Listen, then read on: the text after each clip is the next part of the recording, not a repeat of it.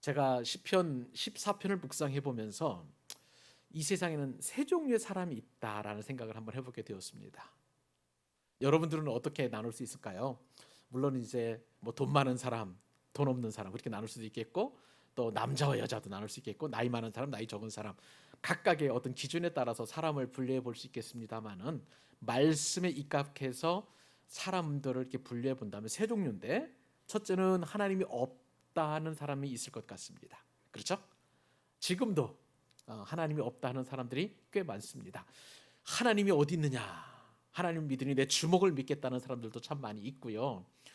교회 다니는 사람, 하나님 절대자를 믿는 사람들은 그만큼 의지가 약한 사람들이다라고 그렇게 헐뜯고 비난하는 사람도 종종 보게 됩니다. 특히 전도의 현장에서는 그런 사람들을 많이 만나게 되는데요. 이렇게 여하튼 하나님이 없이 살아가는 사람이 있습니다. 여러분, 하나님을 믿고 살아가는 우리도 기적입니다만은 그 사람들도 사실 기적 가운데 살아가고 있다는 거 아세요? 하나님이 분명히 살아 계시는데도 하나님이 살아 계시지 않는 것처럼 여기고 살아가는 것도 여러분 기적이라고 여러분 믿으셔야 됩니다. 역설적이지만 또 그렇게 살아가는 사람이 있고요. 또 어떤 사람들은 또 이런 사람들이 있을 것 같습니다.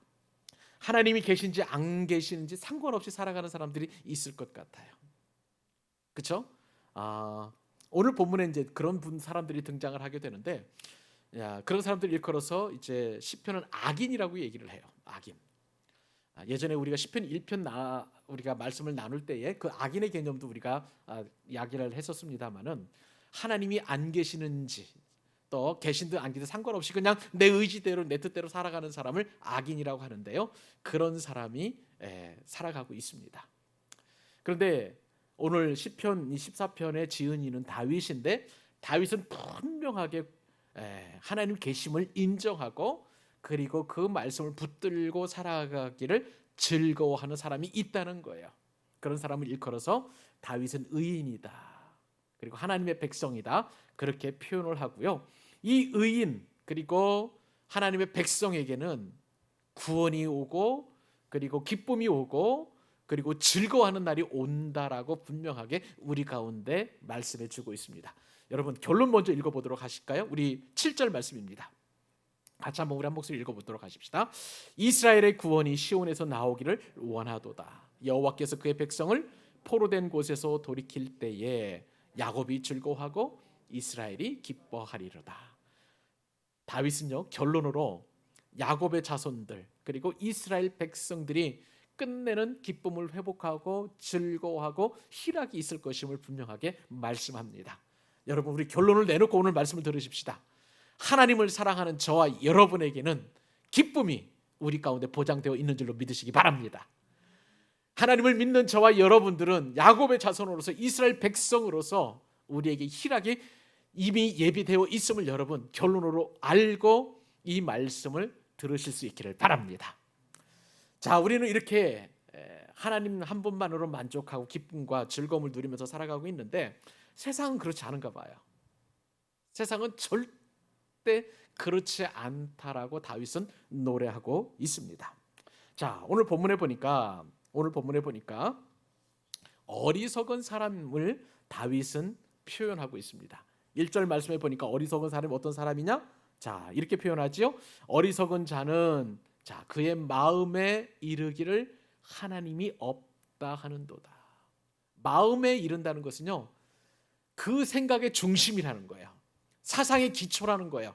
그러니까 아예 하나님을 인정하지 않는 삶, 그런 삶을 사는 사람, 그것이 바로 어리석은 자요 악인이다. 다윗이 그렇게 이야기하고 있습니다. 자, 이 악인들은 특징이 있어요. 자, 그들은 어떤 사람들입니까? 부패하고, 그리고 그 행실이 어떻게 됐나요? 가증하니 선을 행하는 자가 없다. 그렇게 이야기하고 있는 것입니다. 여러분, 이 말씀을 보니까 어리석은 자, 특히 악인이 있는 악인의 사람들의 그 특징은 뭐냐면, 마음에 하나님이 없다고 하는 것이니까 당연히 하나님의 말씀을 무시하는 사람들이에요. 하나님의 율법에는 전혀 관심이 없고, 우리 삶의 모든 표준과 우리 삶의 모든 기준과 우리 삶의 진리는 하나님의 말씀뿐인데 그 마음 가운데, 사상 가운데, 생각의 중심 가운데 하나님이 없고 하나님의 말씀이 존재하지 않으니까 그들의 마음의 중심에는 누가 왕이냐? 내가 왕이 되는 거예요. 자신이 왕이 되는 것을 보게 됩니다. 그러므로 모든 것을 내 생각대로 하는 거예요. 사사시대의 특징이 바로 자기 속에는 옳은 대로 행했던 것이 바로 이러한 특징을 우리가 볼 수가 있는데요. 자기 속에는 옳은 대로, 자기 생각에 옳은 대로 그냥 감정에 따라서, 그리고 즉흥적으로, 그리고 무엇보다도 남을 배려하지 않고 사랑하지 않고 나의 유익을 극대화하는 쪽으로, 내 탐욕을 충족시키는 쪽으로 그렇게 행동하고 말하고 결정하고 판단한다는 것입니다. 이런 사람이 바로 어리석은 자다, 그렇게 이야기를 하고요. 그들은 부패했다고 그랬어요. 이 부패했다는 것은 파괴되었다는 거예요. 그래서 황폐되었다는 것을 보게 됩니다. 여러분, 한번 썩은 것을 한번 보세요. 썩은 것, 그것이 쓰레기 구덕이든 아니면 또 다른 어떤 그 음식이 부패이든 어떤 뭐 동식물의 부패이든지 간에, 부패한다는 것은 완전히 그 근본 화학 구조와 물리 구조와 생물학적 구조가 완전히 다 바뀌는 것을 말하는 거예요. 냄새 나는 것이고 더러운 것이고, 그리고 정말 그렇게 부패한 것인 것을 우리가 알게 됩니다. 그러다 보니까요, 행실이 가증할 수밖에 없는 거예요. 행실이 가증하다는 것은 하나님이 싫어하시고 혐오하시는 일만 골라서 하는 그런 사람들, 그것이 바로 어리석은 자의 행실이요 특징이라고 할 수가 있겠습니다. 우리는 다르잖아요. 어떻게 했든지 간 하나님을 기쁘시게 하는 쪽에 우리 삶의 목적과 방법이 있잖아요. 어떻게 하면 주님의 마음을 시원케 해드릴까? 어떻게 하면 정말 주님의 마음을 좀 시원케 해드릴까, 기쁘게 해드릴까라는 것이 우리들의 어떤 삶의 목표이고 목적인데, 어리석은 사람들은 그렇지 않아요. 하나님이 없으니까 그냥 부패하고, 그리고 하나님이 싫어하는 일만 골라서 하고, 무엇보다 그러다 보니까 선을 행하는 자, 선이라는 것은 하나님의 뜻을 이루는 거예요. 그렇게 하는 사람이 없다라고 이야기한다는 것입니다. 어리석은 사람은요, 가장 큰 우둔한 그런 사람들인데 하나님이 없다고 인정하는 사람들이에요. 이 하나님이 없다고 이야기하는 어리석은 사람들은요, 조금 하나님을 믿었다가 안 믿는 사람들하고는 약간의 결이 좀 다르다고 할 수가 있겠습니다. 결국은요, 하나님께서 한번 택한 백성들은 다시 돌아오게 되어 있어요. 지금은 부인하는 것 같고 우리가 기도해도 응답이 안 되는 것 같은 그런 어떤 하나님의 부재하고는 완전히 좀 다르죠. 결이 좀 다릅니다.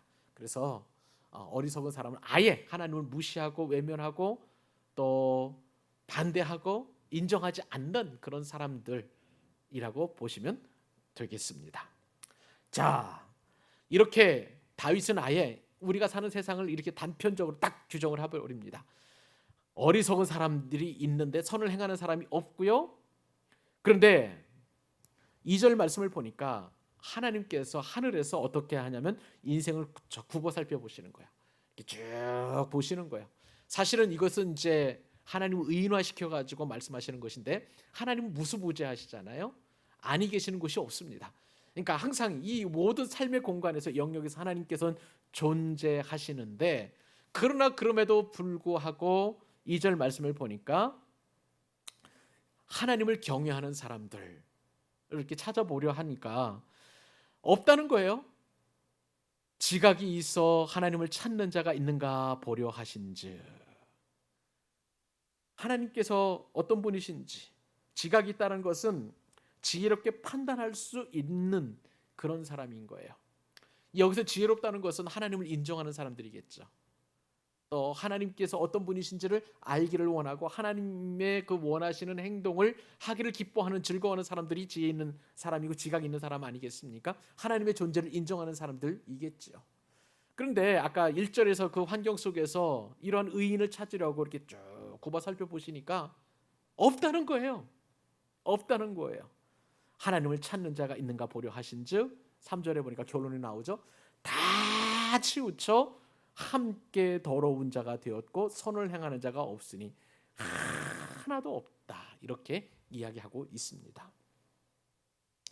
자, 여러분, 1, 2, 3절 가운데서 계속해서 반복되는 단어가 있는 거 여러분 아세요? 자, 잘 보세요. 어리석은 자는 그의 마음에 이르기를 하나님이 있다 없다. 없다는 거예요. 그죠? 자, 그다음에 그들은 부패하고 그 행실이 가증하니 선을 행하는 자가 있다 없다? 없도다.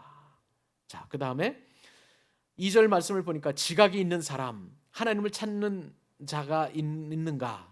있다 없다를 계속해서 반복해서 보여주는데 또 3절 보니까 다 치우쳐 함께 더러운 자가 되었고 선을 행하는 자가 없으니 하나도 없도다. 하나도 없도다. 하나님께서 찾으시는 사람들을 이렇게 보십니다. 눈을 찾고 보시고 그 다음에 자꾸 이렇게 집중해서 보시려고 하시고 정말 하나님을 기쁘시게 할 만한 그런 사람들을 찾는데 없다는 거예요. 이 땅에는 어리석은 자들만 가득히 넘쳐가지고 그렇게 하나님께서 찾으시는 사람은 없다. 다윗은 이 세상을 이렇게 정의하고 있는 것을 보게 됩니다. 어리석은 사람 어떤 사람인가요? 하나님이 없다는 사람이고요. 하나님은 지혜롭게 행하는 자나 또 무엇보다도 지각이 있는 사람을 찾아보시지만 하나도 없다라고 다윗은 그렇게 이야기하고 있습니다. 자, 그런데 이런 상황에서 다윗이 한 가지 또 고민하면서 이야기하는 게 있습니다. 4절 말씀인데요. 같이 한번 우리 읽고 이 말씀에 대한 의미를 한번 살펴보도록 하십시다. 4절 읽습니다. 시작. 죄악을 행하는 자는 다 무지하냐? 그들이 떡 먹듯이 내 백성을 먹으면서 여호와를 부르지 아니하는도다. 이 땅에서 여러분 어리석은 자의 가장 큰 특징은 뭐냐면 무지하는 거예요. 하나님이 계심을 알지 못하는 것입니다. 그러니까 하나님을 알지 못한 채로 그렇게 살아가는 사람들이 이 땅에 가득한데, 이 어리석은 사람들이 가득한데, 이런 사람들은 어떻게 행하느냐? 죄악을 행하는 자는 다 무지하냐? 그들이 떡 먹듯이 내 백성을 먹으면서, 여기서 떡 먹는다는 것은 밥 먹는 것을 말하는 거예요. 우리가 수시로 밥을 먹잖아요. 하루 삼시세끼도 먹고 또 배고프면 시장할 때면 뭐 시도 때도 없이 뭐 끼니도 우리가 이제 원하는 데 먹습니다만은 악인들이 그렇다는 거예요.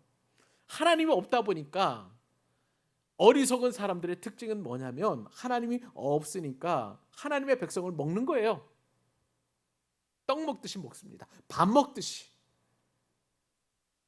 그러니까 하나님 없는 사람들은요, 교회 다니는 사람들을 싫어하는 거예요.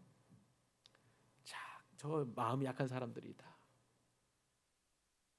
주일날 교회 가는 것, 그 시간에 차라리 늦잠을 자든지 아니면 체력 단련실을 가가지고 운동을 하든지 뭐 여행을 떠나든지 하면 더 재충전 받아가지고 일주일의 삶이 더 열심히 일할 수 있을 텐데 굳이 교회라는 곳을 찾아가서 예배를 드린다, 또 거기 가서 봉사를 한다, 이런 것들이 도저히 용납이 안 된다는 거예요. 이해할 수 없다는 거예요. 그렇게 하나님을 죄악을 행하는 자들은 그렇게 이야기를 하고요. 또 여호와를 부르지 아니하는도다. 당연하죠. 하나님이 계시지 않는 것을 그들은 인정하면서 살아가니까 하나님의 이름을 부를 이유가 없는 것이죠. 기도하지 않는다는 거예요. 절대자에게 부족함이 없고 아쉬움이 없고, 그리고 또 하나님께 구할 이유가 없는 것이죠. 그러니까 여호와의 이름을 부를 수가 없는 것이죠. 이것이 바로 악인들의 삶의 특징이라고 할 수가 있겠습니다.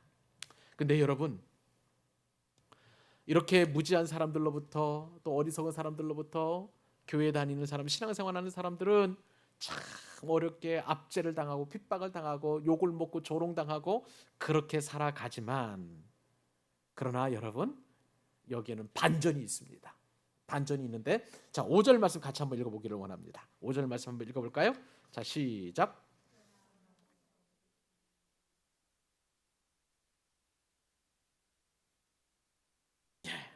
하나님이 악인들, 어리석은 사람들의 마음의 깊은 것을 아시는 거예요. 그러나 여기서 그들은 어리석은 사람들입니다. 예수 믿는 사람들을 핍박하고 압제하는 사람들이에요. 그들은 두려워하여 두 번 반복하고 있어요. 강조 형태입니다. 그들은 마음에 두렵고 또 두려워한다는 것을 이 시편 기자 다윗은 노래하고 있고요. 왜 두려워하는 건가? 자신들이 인정했을 때, 자신들이 보았을 때 하나님은 분명히 안 계신다라고 여겼는데, 그런데 결론을 딱 보니까 어떤 결론이 나오냐면 하나님이 의인의 세대에 계심이로다. 하나님께서 교회 다니는 사람들과 함께, 예수 믿는 사람들과 함께, 또한 신앙생활을 하는 사람들과 함께 계심이 딱 보여지니까 화들짝 놀라는 거예요. 그러니까 이 어리석은 사람들, 무지한 사람들은 놀라고 또 놀라고 두려워하고 또 두려워한다는 것을 다윗은 고백하고 노래하고 찬송하고 있는 것을 보게 됩니다. 여러분, 그래요. 우리는 이 사실을 알아야 됩니다.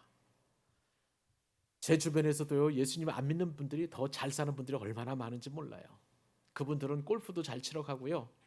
또 그 다음에 좋은 차도 타고 다니고, 또 평수 넓은 아파트도 또 살고, 그리고 또 좋은 동네에 살고, 뭐 이렇게 또 사업도 번창하는 것 같고, 그런 분들이 의외로 있어요.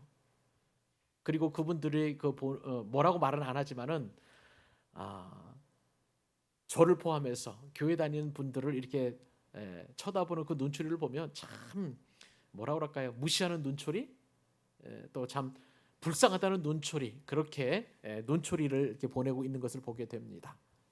그런데요, 여기에 보니까 그들이 오히려 놀라고 두려워해서 하나님이 우리와 함께 계신다는 것을 깨닫고 깜짝 놀란다는 거예요. 전혀 하나님이 계시 아니라고 생각했던 하나님이 이처럼 교회 다니는 사람들과 의인의 세대에 함께 가신다는 것이 다윗의 고백이고, 또 실제로 저와 여러분이 목도하는 그러한 또 현상이기도 합니다. 이런 상황에서 다윗은 또 하나님의 거룩하심과 인자하심을 찬송을 하게 되는데요. 6절 말씀을 보니까 너희가 가난한 자의 계획을 부끄럽게 하나 오직 여호와는 그의 피난처가 되시도다. 너희는 말씀을 드린 대로 어리석은 사람들이에요. 또 무지한 사람들이에요. 하나님을 인정하지 않은 사람들이에요. 너희가 가난한 자의 계획을 부끄럽게 하나. 이 가난한 자는 의인을 말하는 것이죠. 하나님의 백성들을 말하는 것입니다. 의인의 백성들, 또 하나님을 사랑하는 사람들의 계획을 부끄럽게 하지만 오직 여호와는 이 가난한 사람들의 피난처가 되시도다. 하나님께서 참된 피난처가 되어주시고, 하나님께서 보호해 주시고, 하나님께서 안위해 주시고, 하나님께서 철저하게 보호해 주신다는 것을 이 무지한 사람들이 끝내는 알게 된다는 것을 다윗은 찬양하고 노래하고 있는 것입니다. 그렇기 때문에 이 모든 것이 하나님의 은혜라고 다윗은 얘기하는 것이죠. 그래서 7절에 보니까 이스라엘의 구원이 시온에서 나오기를 원하도다. 이게 무슨 말씀입니까? 시온에서 나온다는 것은 메시아가 이 땅에 온다는 것을 이야기하는 거예요.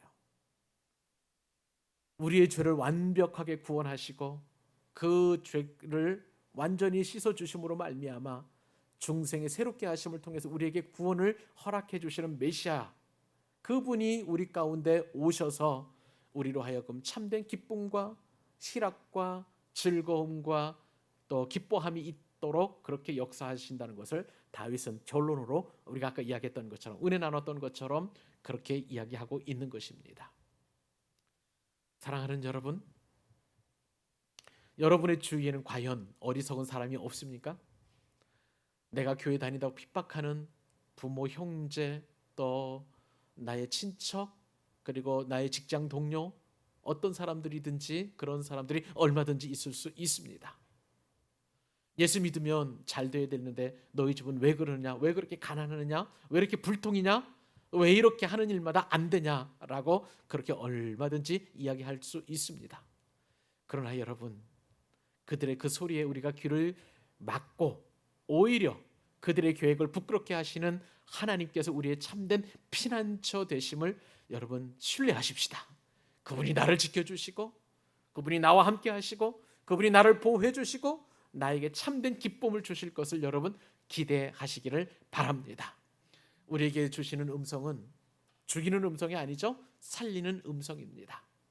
나로 하여금 구원의 기쁨을 노래하게 하시고 인생의 목적을 찾게 하시고 어렵고 힘든 상황 속이지만 그러나 묵묵히 우리가 의인의 길을 걸어갈 때 비록 어리석은 자들이 우리를 핍박하고 조롱한다 할지라도 그 속에서 하나님이 주시는 그 보호하심과 참된 평강과 샬롬의 은혜를 우리가 믿고 의지하며 나아갈 때 하나님께서 우리를 완전한 구원에 이르도록 역사해 주신다는 사실을 꼭 기억하십시다. 여러분 이 말씀 붙들고 우리가 하나님 앞에 나아가서 우리를 보호해 주시고 인도해 주시는 하나님, 우리와 함께 하시는 하나님, 그리고 우리를 완전히 구원하시는 그 하나님 앞에 기쁨의 찬양을 올려드릴 수 있기를 주님의 이름으로 축복합니다.